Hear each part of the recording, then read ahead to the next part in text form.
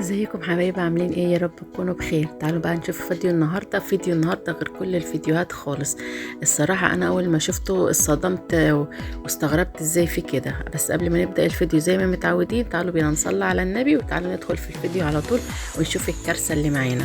مبدئيا كده بعتذر عن اللي هتشوفوه في الفيديو، لان الفيديو فيه كميه كمامه او قاذورات لا تصدق. انا اول مره اشوف او اعرف ان في حاجه زي كده اصلا. الصراحه انا اول ما شفت الفيديو استغربت وانصدمت. الفتاة اللي معانا اللي شايفينها زي العسل دي، ما شاء الله عليها، فيديوهاتها جميلة جدا. انا شخصيا يعني بحب اتفرج عليها. انا كنت اول فيديو شفته لها افتكرت انه منزلها الصراحة، بس عرفت بعد كده لما تابعتها يعني عرفت انها يعني زي شركة النظافة كده. هي بتشتغل، بتمسك المنزل بتجيبه من فوق لتحت لوحدها. زي ما هتشوفوا في الفيديو بجد هتنبهروا من اللي هي بتعمله. بترجع يعني المنزل او اي مكان بتمسكه. انتوا شايفين طبعا كمية القمامة او الزبالة او القاذورات، يعني مش عارفة الاقي لها اسم الصراحة، اللي في المنزل. لا تصدق. انا معرفش ازاي الناس اللي كانوا عايشين كده الصراحة. يعني حتى المكان او المنزل، لو لما تشوفوه في الاخر يعني حلم اي فتاة. يعني المنزل بجد جميل جدا. المنزل جميل لما يتروق وتنضفه في الاخر هتشوفوا شكله عامل ازاي. واحسن حاجة كمان ان هي اي حاجة بتستخدمها زي ما شايفين كده على جنب بتحط لكم الاسم. يعني اي حاجة بتستخدمها سواء حتى الفوطة بتحط لكم اسمها ونوعها وانتوا بقى اللي حابب يجرب او يجيب الحاجات او الخامات اللي بتشتغل بيها، هي بتحط لكم كل حاجة على جنب كده لو حابين تعرفوا اسماء يعني وتجيبوها او تستخدموها في حياتكم اليومية يعني. زي ما انتوا شايفين الحاجة قدامكم على الشاشة، ممكن تاخدوها سكرين. بس الفيديو بالمعكوس ممكن لما تاخدوها سكرين اعكسوا الفيديو بالكاميرا كده هتجيبوا الاسم وتجيبوا الحاجات اللي هتستخدمها. دلوقتي خلونا في الفيديو هنشوف ازاي هي هتحول المنزل من الخرابة اللي انتوا شايفينها ده. بجد هتحوله تحويل تام، وهتشوفوا قد ايه ان البيت اصلا او الشقة دي حلم اي فتاة، لان بجد جميلة جدا. الشقة او المنزل اللي فيه الخرابة دي، المنزل جميل. بس معرفش الصراحة تفتكروا ايه السبب؟ يعني تفتكروا ايه اللي ممكن يوصل منزل او صحاب بيت يخلوا بيتهم بالطريقة او المنظر الفظيع اللي احنا شايفينه ده؟ المنزل فيه كمية زبالة هتخرجها رهيبة، درجة انها هتحمل عربية زبالة هتحملها كلها من المنزل، وهيفيض كمان عندها حاجات. يعني هنشوف دلوقتي مع بعض. اللي بهرني كمان او يعني اتفاجئت بيه انها بتشتغل لوحدها. وهتلاحظوا كمان ان هي بتمسك الموبايل وتصور، معرفش بتصور للذكرى الهباب ولا ايه، لان الصراحة الفيديو او المنزل لا يطاق اصلا. يعني هي المفروض بعد ما تخلص وتمشي تشيات. بس لما تابعتها وعرفت يعني بدأت ابحث عنها وتابعت فيديوهاتها، لقيتها هي تقريبا كل المنازل اللي بتدخلها بالمنظر ده. مع ان اول ما شفت المنزل قلت استحالة الاقي يعني بيت يكون بالشكل ده. اكتشفت ان هي اساسا كل البيوت اللي بتدخلها بنفس المنظر. زي ما انتم شايفين كده هي بدأت تنظف مكان، والمكان اللي بتنظفه بتطلع منه مخلياه ما شاء الله. يعني بترجعه فل ما شاء الله. هنشوف مع بعض دلوقتي خطوات تنظيفها وازاي بتروق كل مكان وبتجيبه من فوق لتحت. الصراحة ما بتخليش في اي حاجة وبترجعه زي ما كان بالظبط. هنشوف دلوقتي وهتشوفوا مع بعض طبعا كمية القاذورات اللي انا مش عارفة اسميها ايه الصراحة، اللي هنشوفها في الفيديو رهيبة. يعني كتر خيرها بجد، كتر خيرها. يعني لو حد تاني كان قرف من المنزل اصلا، بس طبعا ده عشان شغلها وهي تقريبا واخدة على كده، لان فيديوهاتها كلها بالمنظر ده. وبرضو نرجع ونقول انا معرفش ايه ممكن يكون ايه السبب ان حد يسيب منزله بالطريقة دي. والغريبة ان هم كانوا عايشين ازاي في المنظر ده وفي وسط الحاجات دي، معرفش الصراحة. ده غير كمان ان لو خدتوا بالكم ان الزبالة نفسها تحت الكنب وتحت السراير. طب ازاي يعني معقول بيرفعوا الحاجة ويرموا تحتها الزبالة وبعدين حاجة الصراحة أول مرة أشوفها. بس الفيديو بجد طبعا احنا بنحب نتفرج على الحاجات دي، نشوف الفرق بين قبل وبعد. بجد الفيديو جميل جدا، يعني لما نشوف الفيديو في الآخر كده ونشوف النتيجة بجد نقول لها ما شاء الله عليها، برافو عليها يعني. خلونا كده ونشوف البنوتة العسل اللي معانا دي بتشتغل ازاي لوحدها، وهتحول الخرابة اللي شفناها في الأول طبعا في الآخر هتورينا قبل وبعد عشان تفتكروا مع بعض قبل ما تكونوا نسيتوا يعني. هتوريكم في الآخر هي ايه كان المنظر الأول كان عامل ازاي وبعد عامل ازاي. طبعا كلنا بنستنى في أي فيديو نشوف الحتة الأخيرة كان قبل عامل ازاي وبعد عامل ازاي. فخلونا واحدة واحدة كده مع بعض نتبع خطوات التنظيف والتغيير اللي هتحصل في المنزل ده، ونشوف ازاي ان البيت اساسا الصراحة حلم اي فتاة الصراحة. يعني البيت فيه حاجات حلوة الصراحة، وهو اساسا تشطيبه جميل زي ما انتوا شايفين المنظر كده. قولولي بجد ازاي الناس عايشة كده ازاي؟ ده انا حاسة ان تقريبا الحتة كلها او المنطقة كلها او البلد كلها كانوا بيرموا عاملينها مقلب زبالة تقريبا كده. استحالة يكون في بشر عايشين في المكان ده ويرموا هنا كده. يعني تقريبا كل يوم الناس بتيجي ترمي وتمشي ترمي وتمشي. هتخرج من المكان كمية زبالة كمية شنط لا تصدق يعني. انا بجد اتفاجئت في الفيديو واستغربت ازاي في كده، معقول في كده؟ بس اهو ده احنا شايفين قدامنا يعني في كده. ربنا يا رب يعفو عنا ومحدش يشوف المنظر ده ابدا الصراحة يعني، ما اتمناش لحد والله. هنشوف مع بعض. هي دلوقتي بدأت في المطبخ، شوفوا المطبخ معايا كده. يعني انا معرفش اللي كانوا بيدخلوا يحطوا الحاجات دي كانوا بيعدوا ازاي اصلا عشان يحطوها بالمنظر ده. عامة هنشوف مع بعض. هي دلوقتي بتوريكم كل حاجة وبتوريكم الأسامي كل حاجة بتشتغل بيها وبتستخدمها. خلونا هنشوف هترجع المطبخ ازاي وهتروقه ازاي وترجعه نضيف.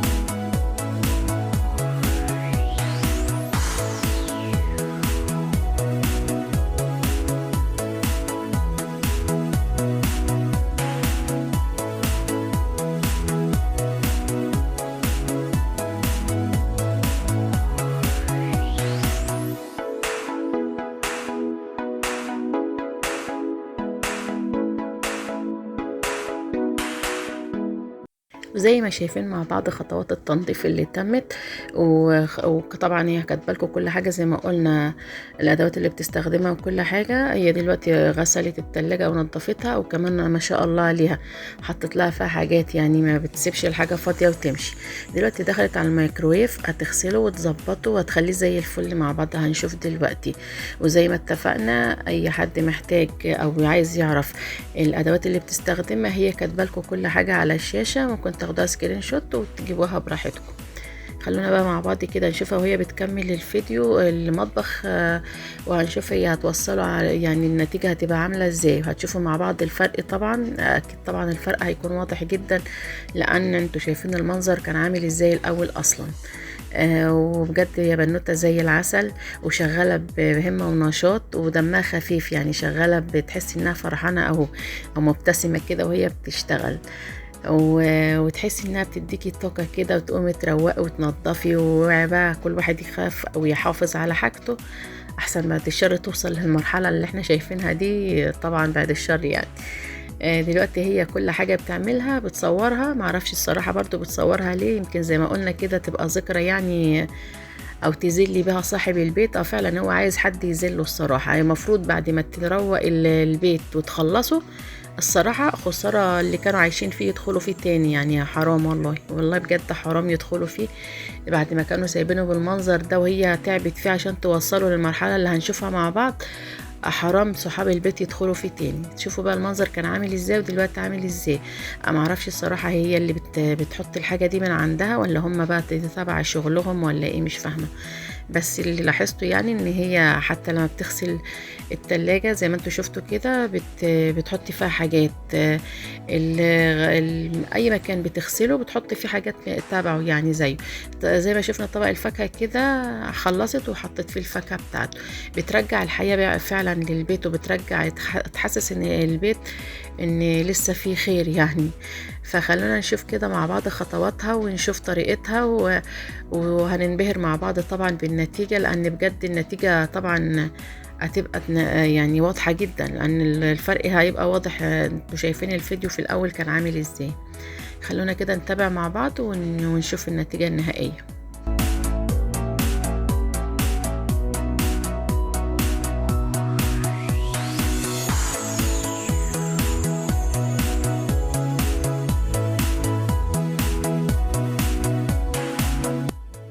معرفش الصراحة، حتى ده تقريبا شفشق الخلاط او حاجة، تقريبا سايبينه باللي فيه كمان، يعني الاهمال عندهم لا يوصف.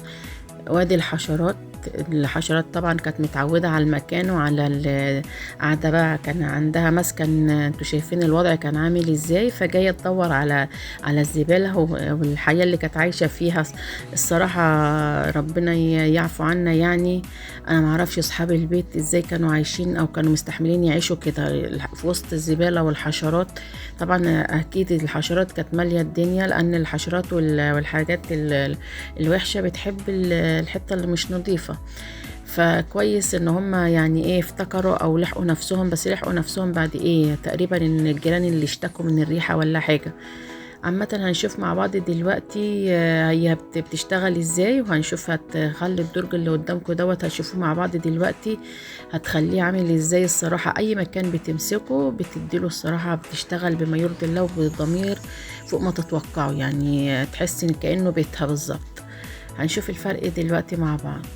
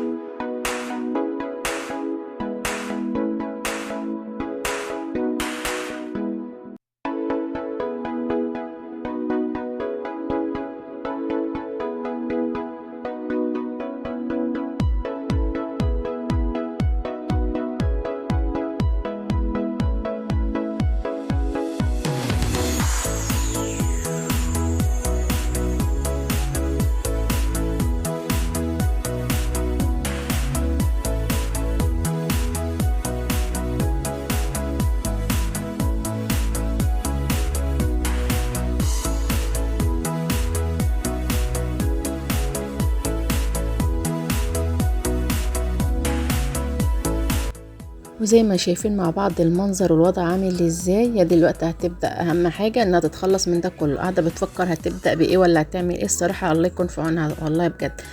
اهم حاجة دلوقتي لازم تعملها طبعا، هتفضي كل الحاجات دي او تتخلص منها. دي اهم حاجة، تفضي الدنيا وتخلص منها عشان تعرف تبدأ تشوف شغلها.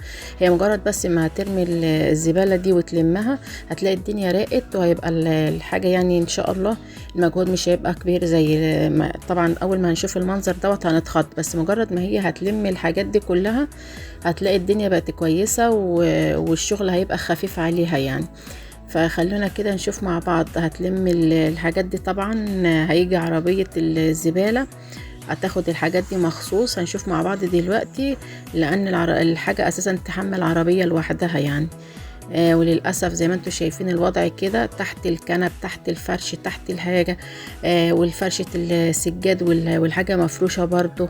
فالدنيا مبهدلة مبهدلة. فهنشوف مع بعض الست الجميلة دي هتتخلص من الحاجات الأول اللي قدامها الكركبة دي، وبعد كده هتبدأ تروق واحدة واحدة. وهنشوف احنا طبعا شفنا قبل كان عامل ازاي، هنشوف دلوقتي طريقة تنظيفها أو خطوات اللي هتعملها في تنظيف المكان، وبعدين نشوف بعد إن شاء الله هيبقى عامل ازاي.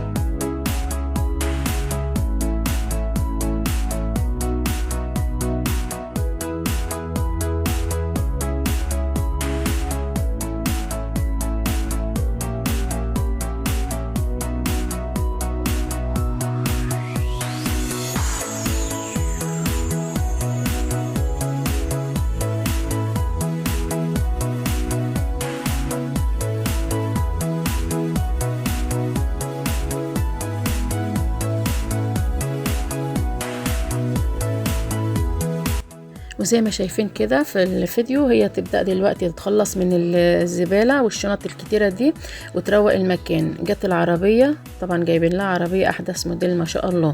العربية نفسها نزلت للوضع.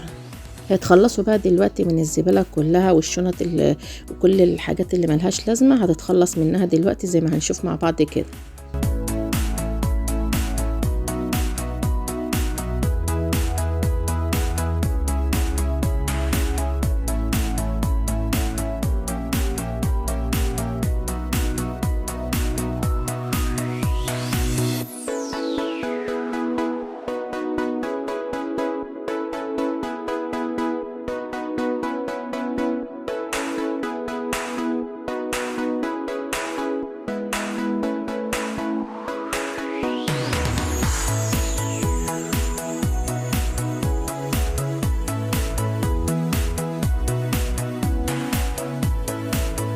كده خلاص خلصت من الفوضى اللي كانت في المنزل. زي ما شفنا كده خلصت منها ازاي.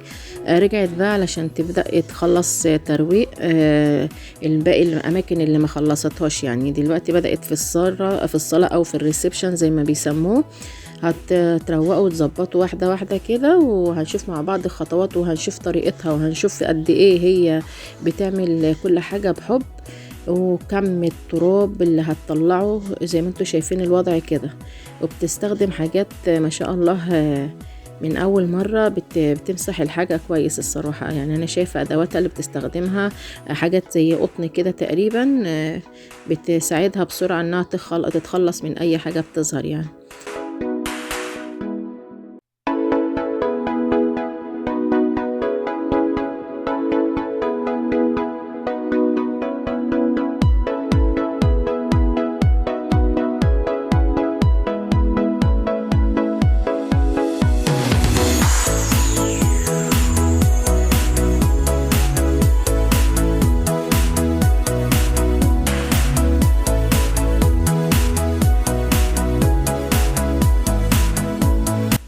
شفنا مع بعض هي روقت المكان ازاي، وشفنا النتيجة مع بعض.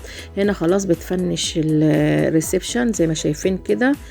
يا لهوي ايه ده لسه في معقول كراكيب تاني غير العربية اللي انتوا شايفين مع بعض خرجت قد ايه، ملت عربية ولسه في تاني عربية تانية كمان.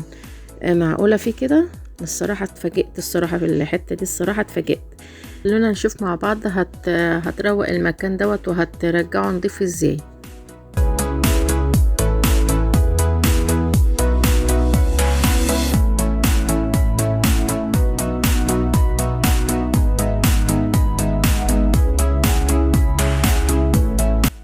طبعا زي ما انتم شايفين الصورة بتتكلم عن نفسها. هسيبكم بقى انتم مع الفيديو تكملوه، واشوفكم في فيديو جديد، واتمنى بجد من قلب الفيديو يعجبكم. ولو اول مرة تشوفوني ما تنسوش تعملوا لايك واشتراك في القناة وتفعيل زر الجرس عشان يوصلكم اي فيديو بنزله يجيلكم باشعار وتدخلوا تشوفوه. اشوفكم بقى في فيديو جديد، مع السلامة.